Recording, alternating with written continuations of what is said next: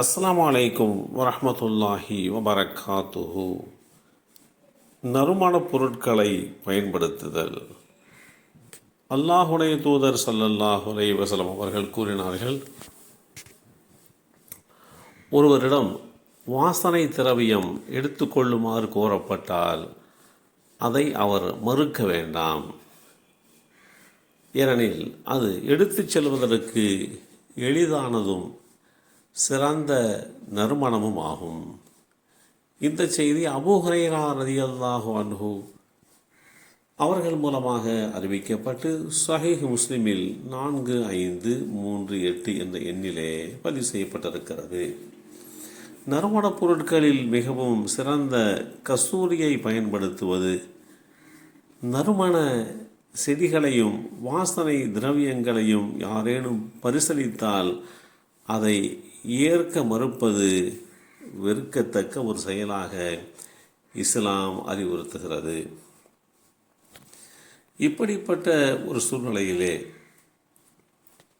இஸ்லாம் கூறும் நறுமணம் என்பது இஸ்லாமிய மார்க்கத்தில் நறுமணப் பொருட்களை பயன்படுத்துவதற்கும் அது சார்ந்த ஒழுக்கங்களும் சரியாக வகுத்து கொடுக்கப்பட்டிருக்கிறது. ஆண்கள் நறுமணப் பொருட்களை பயன்படுத்துவது வரவேற்கத்தக்கது. அதே நேரத்தில் பெண்கள் நறுமணப் பொருட்களை பயன்படுத்தும் போது கவனமாக இருக்க வேண்டும் என்று இஸ்லாம் வழிகாட்டி தந்திருக்கிறது. குறிப்பாக வெளியே செல்லும் போது அதை இஸ்லாம் மிக தெளிவான முறையிலே எடுத்துரைத்திருக்கிறது. நறுமணப் பொருட்களுடைய முக்கியத்துவத்தை குறித்து இஸ்லாம் ஒரு தெளிவான வழிகாட்டு முறையை நமக்கு வகுத்து கொடுத்திருக்கிறது. நறுமணம் ஒருவருடைய உடல் மற்றும் மன சுத்தத்தின் அடையாளமாகத்தான் பாவிக்கப்படுகிறது.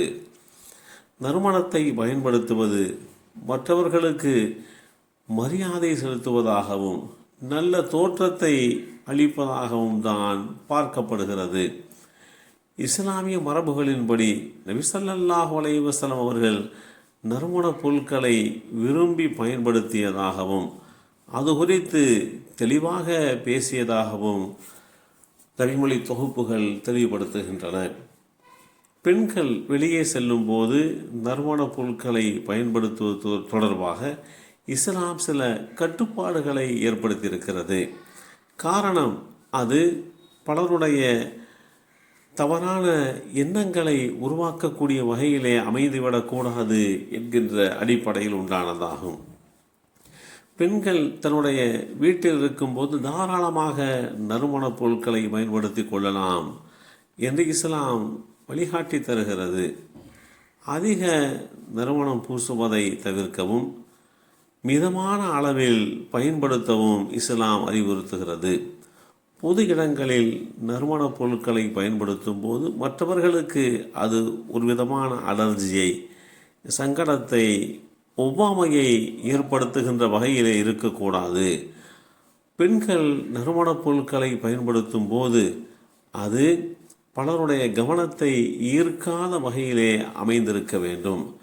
சுருக்கமாக இஸ்லாம் நறுமணப் பொருட்களுடைய பயன்பாட்டிற்கு முக்கியத்துவம் கொடுக்கிறது. ஆனால் அதை சரியான முறையிலே பயன்படுத்த வேண்டும் என்று வழிகாட்டி தருகிறது என்பதைத்தான் இந்த இடத்திலே நாம் கவனத்தில் கொள்ள கடமைப்பட்டிருக்கிறோம். அல்லாஹுடைய தூதர் ஸல்லல்லாஹு அலைஹி வஸல்லம் அவர்கள் சதா நறுமணம் கமழ்கின்ற வகையிலேதான் எல்லா நேரத்திலேயும் தோற்றமளிப்பார்கள்.